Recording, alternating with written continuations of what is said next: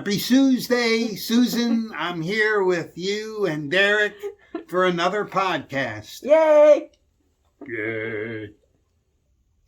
Hello, I am Susan Parenti, and this is Patch Adams, and I'm wearing my mask today.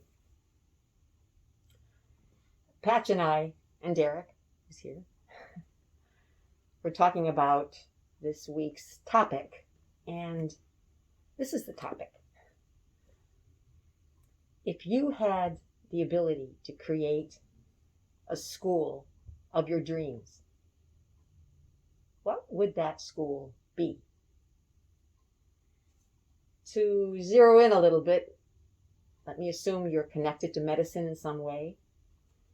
If you had the ability to create the medical school of your dreams, what would that medical school be?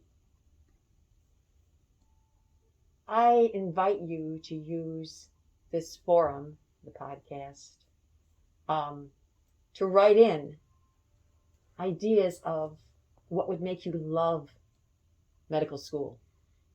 What would make you not feel like you're putting up with an institution that you don't think is well designed, but you really want to be a doctor or a nurse or an occupational therapist, so you put up with it. This is a time period of no putting up with anything.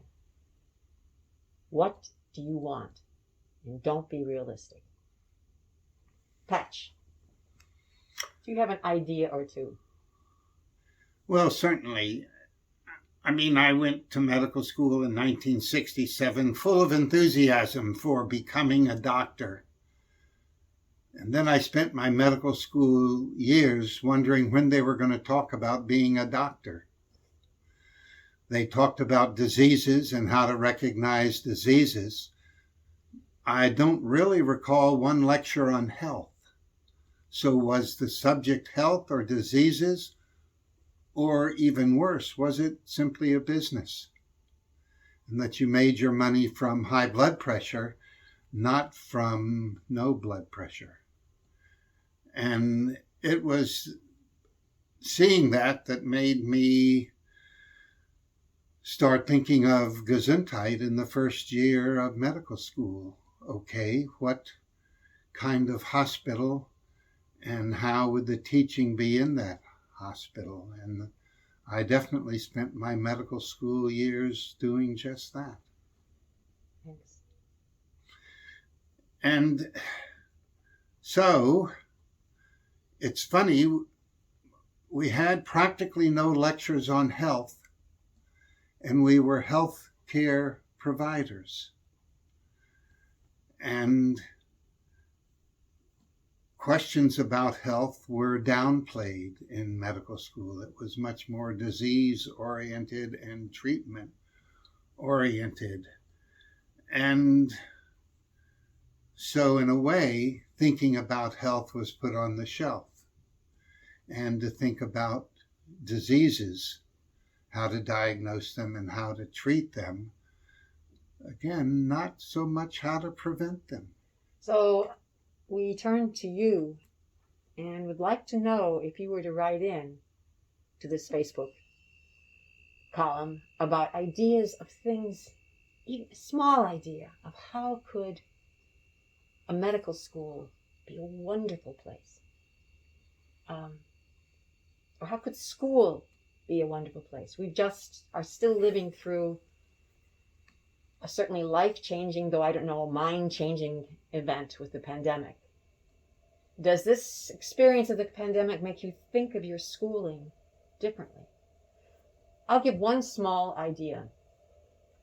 I have a doctorate, but I have not been trained in healthcare.